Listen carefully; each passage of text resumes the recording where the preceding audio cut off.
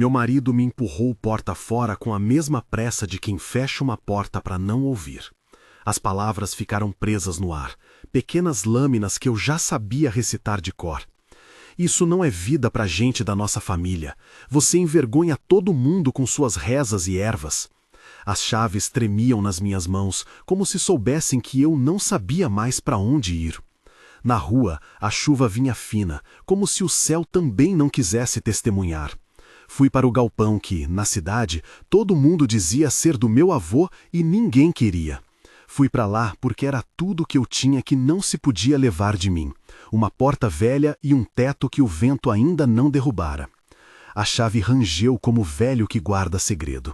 Entrei esperando pó, ferramentas quebradas e o cheiro de madeira antiga. Esperava entulho. O primeiro raio de luz que entrou pela fresta mostrou outra coisa.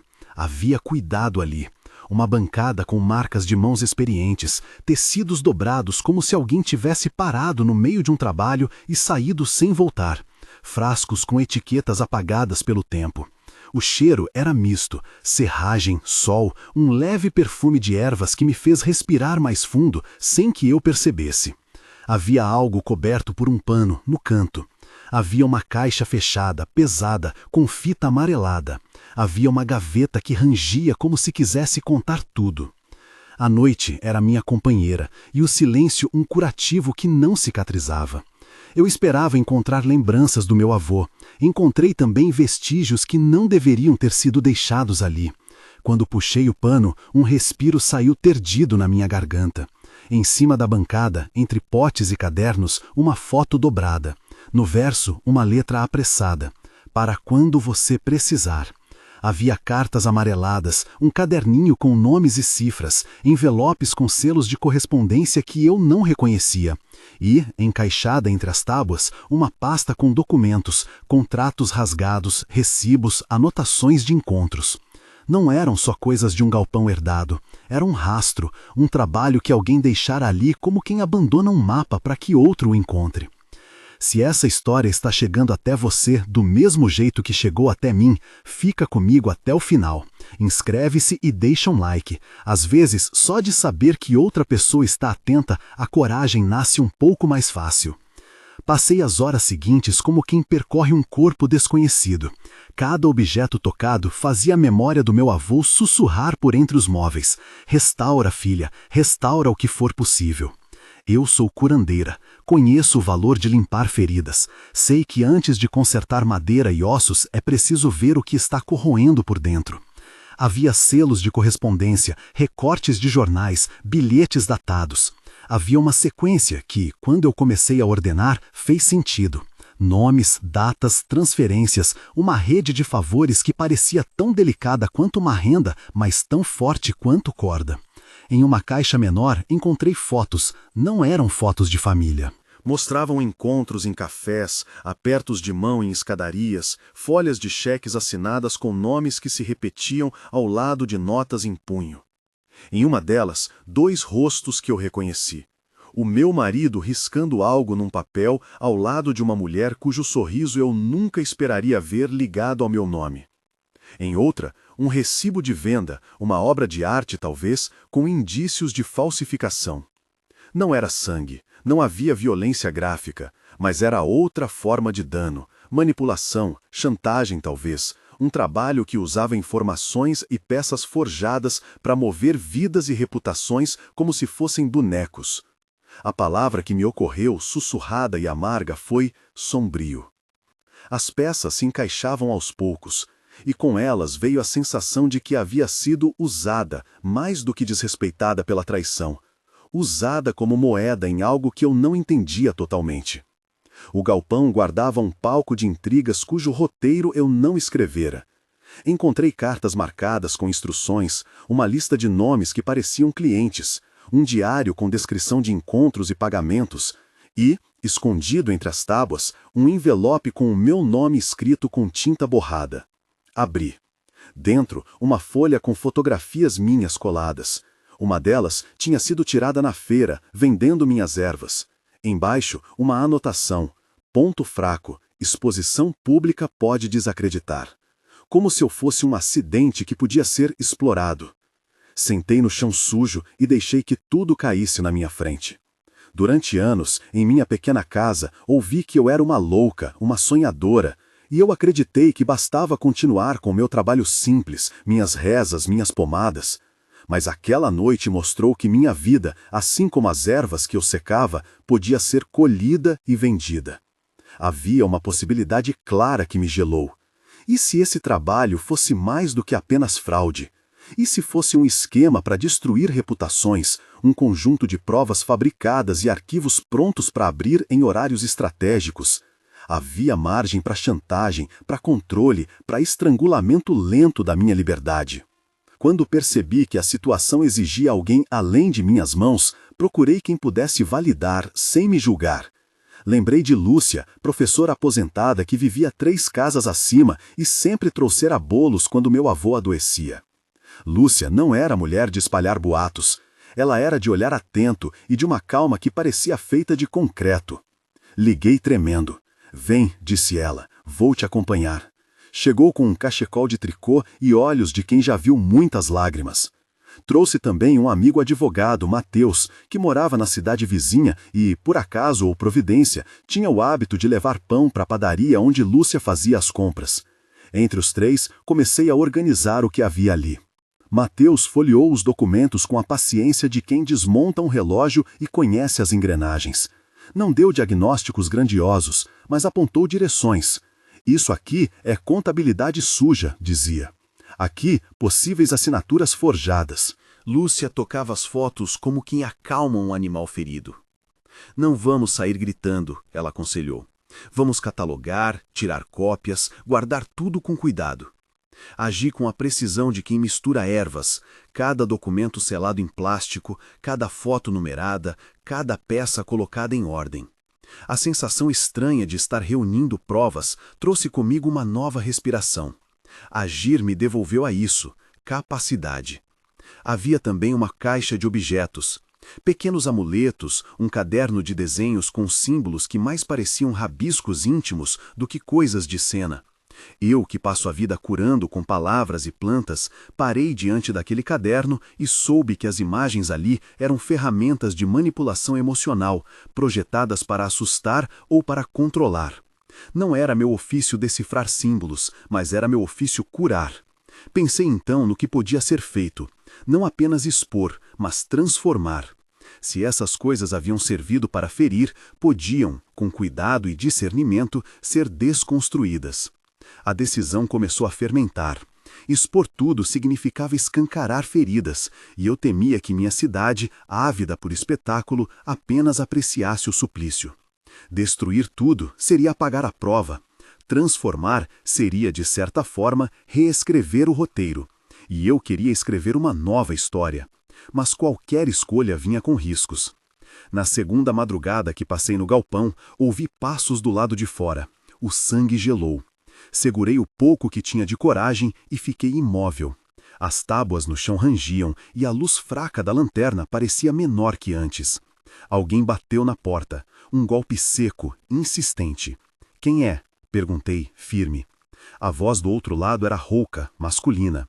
Abre, devolve o que não é teu. O nome do meu marido não foi falado, mas a ameaça estava lá, molhada de implicações. Não abri. Em vez disso, Lúcia e eu nos escondemos na saleta que havia atrás da bancada. Mateus ficou na parte frontal do galpão, do lado de fora. O tempo pareceu enrolar. O homem chamou por mais nomes, citou intimidações daquelas que só pessoas acostumadas a manipular sabem fazer. Era uma tentativa de recuperar peças do quebra-cabeça que ele preferia intacto. Saí da minha ocultação quando ouvi o barulho de um carro sumir pelo parapeito da estrada. Fomos até a porta. Havia marcas de sapato na lama. Alguém estivera aqui. Alguém que não quer que eu conte. Não recorri à violência, não ia me rebaixar a isso. Procurei meios concretos. Mateus sugeriu uma cópia digital de tudo. Arquivo seguro no e-mail de Lúcia, cópias impressas entregues a um investigador que conhecia. Lúcia falou com a assistente social da cidade, não para fazer escândalo, mas para garantir que se algo acontecesse comigo, as evidências estivessem fora do meu alcance. Sentia como se a verdade fosse uma semente, eu precisava plantá-la em solo que não fosse controlado pelos que podiam sufocá-la. No dia seguinte, convoquei coragem e caminhei até a casa onde antes eu dividia o mesmo teto do meu marido. Não fui para pedir perdão. Fui para devolver as chaves e deixar claro que eu não seria moeda de troca. Quando eu fechei a porta atrás de mim pela última vez, senti algo quebrar e, ao mesmo tempo, algo nascer. Essa sensação se confirmou quando a cidade começou a murmurar. Gente que antes me olhara com desdém passou a cruzar a rua quando eu vinha. Era humilhação em outra forma. Desde que a história começou, muitos preferiram se afastar.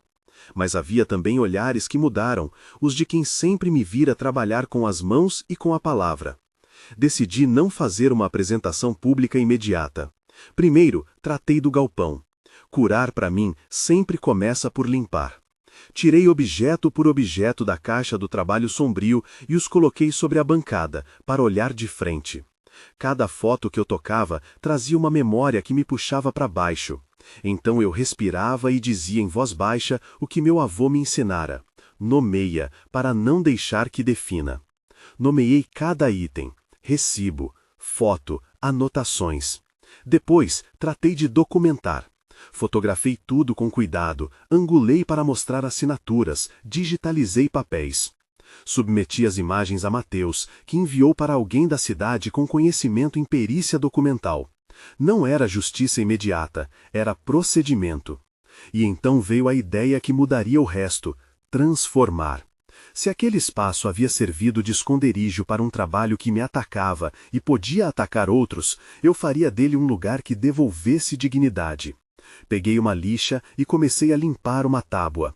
Cada passagem da lixa deixou um pouco de pó e trouxe à tona o veio bonito da madeira. Restauração. Entendi que a metáfora que eu sempre usava para trabalhar pessoas valia para coisas: lixo a ser jogado fora, peças para serem reaproveitadas e madeiras para reerguer. Se a amante e o meu marido haviam usado meu nome e minha vida, eu usaria as mesmas mãos que o preconceito tentou enterrar para levantar algo novo. Em vez de queimar, em vez de esconder, eu queria ressignificar. Convoquei algumas mulheres que eu conhecia, vizinhas, clientes, aquela jovem que sempre vinha pedir chá de boldo. Expliquei que queria transformar o galpão em ateliê e espaço de cura. Um lugar para quem precisa de atendimentos simples, para quem quer aprender a curar suas próprias feridas com plantas e conversas. Elas vieram com panos, com tinta, com vontade. Trouxemos também mesas, algumas doações, algumas tábuas recuperadas. E mantivemos o arquivo em segredo, com cópias guardadas em mãos seguras. A festa da restauração começou tímida e virou resistência. Mas a sombra daquele trabalho não desapareceu só porque arrumamos o lugar. Uma manhã, soube por uma mensagem anônima que fotografias e documentos estavam circulando em mãos alheias. O medo bateu de novo. Poderiam usar aquilo para me difamar, para tentar reverter o que estávamos construindo. Mateus propôs levar tudo a uma delegacia, formalizar queixa. Lúcia sugeriu um encontro com um jornalista local que sempre escrevera sobre restauro de patrimônios. Juntos, decidimos por um caminho: expor de forma responsável.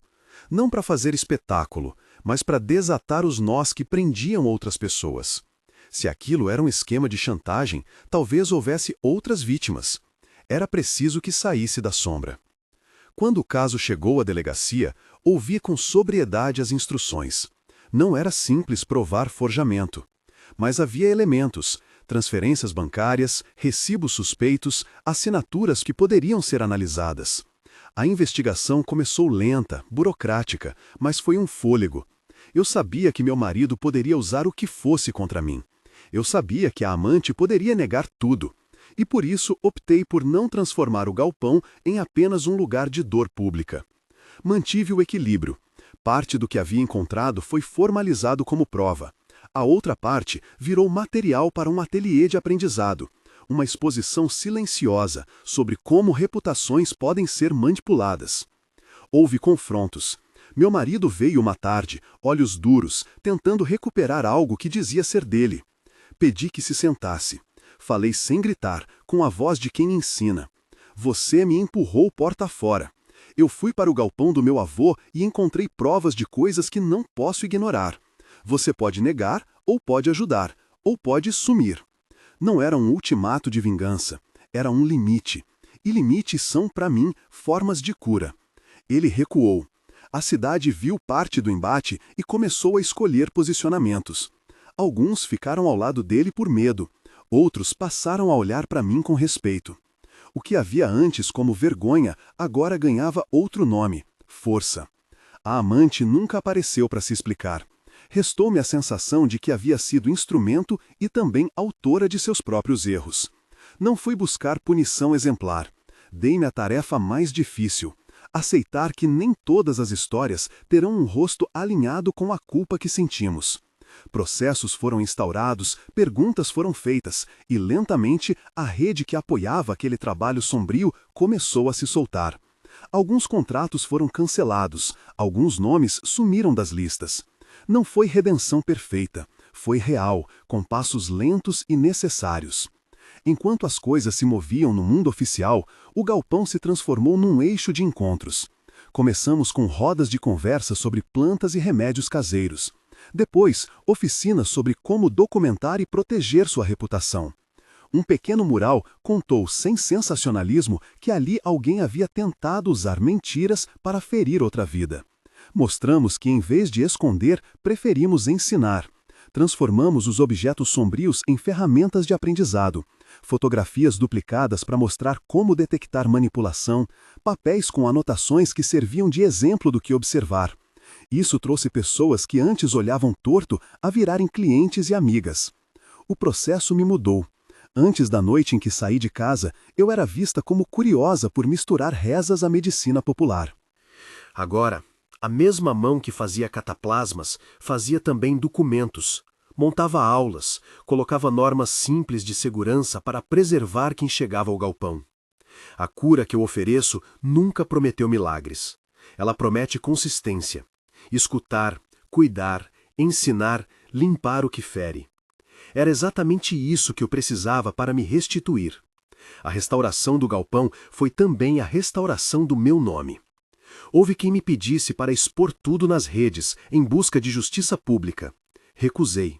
Não por medo, mas porque eu sabia que a exposição sem cuidado pode transformar a vítima em espetáculo. Entreguei o material a quem poderia investigar com método. E, ao mesmo tempo, abrimos o galpão para quem queria aprender a proteger-se. As manias do meu avô de guardar tudo com capricho se transformaram em arquivos organizados. A mulher que antes fazia remédios para febres agora ensinava como fazer um documento simples que protegesse seu trabalho. A rede de chantagem que existia foi gradualmente desmanchada por pessoas comuns que aprenderam a olhar melhor. A ação concretizou-se em um dia claro de primavera. Reunimos no galpão uma pequena amostra. Do sombra ao sol, chamamos. Era uma amostra discreta de peças que, com o devido contexto, serviam para educar. Uma parede reservada mostrando cópias das evidências com legendas explicativas sobre manipulação documental. Uma outra onde transformamos objetos simbólicos em arte que denunciava a violência da manipulação não física. E um cantinho para aulas gratuitas. Vieram mulheres, homens, jovens que queriam aprender a identificar riscos na era em que reputações se negociam como mercadoria. Não era vingança, era prevenção, era restauro. Minha relação com meu marido seguiu um caminho que não chamaria mais de casamento. Foi o reconhecimento de que algumas portas fecham e outras se abrem. Ele saiu, com o silêncio pesado de quem perde a vantagem de controlar algo. Não celebrei sua queda. Celebrei meu reerguimento. E a cidade? A cidade começou a me ver por outra lente. Aquela mulher que foi empurrada para fora voltou para mostrar que ser curandeira do interior não é fraqueza, é capital. O galpão, que antes carregava cheiro de segredo, passou a exalar chá, madeira polida e conversa. Se me perguntarem o que foi o momento de maior decisão, digo: não foi quando encontrei as fotos. Não foi quando ouvi o golpe seco na porta. Foi quando, arma em mãos, não de ferro, mas de lixa e pincel, escolhi o ato de transformar em vez de destruir. Quando decidi que o mesmo espaço que abrigara a mentira teria voz para prevenir outras. Porque há uma forma de justiça que não precisa humilhar, que não busca vingança. a justiça da restauração. Resgatar meu nome, ensinar outros a defender suas histórias e devolver ao galpão o calor que um dia pertenceu ao meu avô. No final, o que herdei foi muito mais que um pedaço de madeira e umas telhas. Herdei um lugar onde pude mostrar a mim e aos outros que as feridas têm remédio, que reputações podem ser restauradas e que, com cuidado, até o que foi sombrio pode se converter em aprendizado. Transformei as cartas e documentos em provas entregues às autoridades. Transformei as fotos de objetos em ferramentas de prevenção. Transformei o galpão em um ateliê onde quem chega encontra um chá, uma conversa e alguém disposto a ouvir. Ainda há dias em que a sombra volta, passando por uma rua ouvindo um comentário.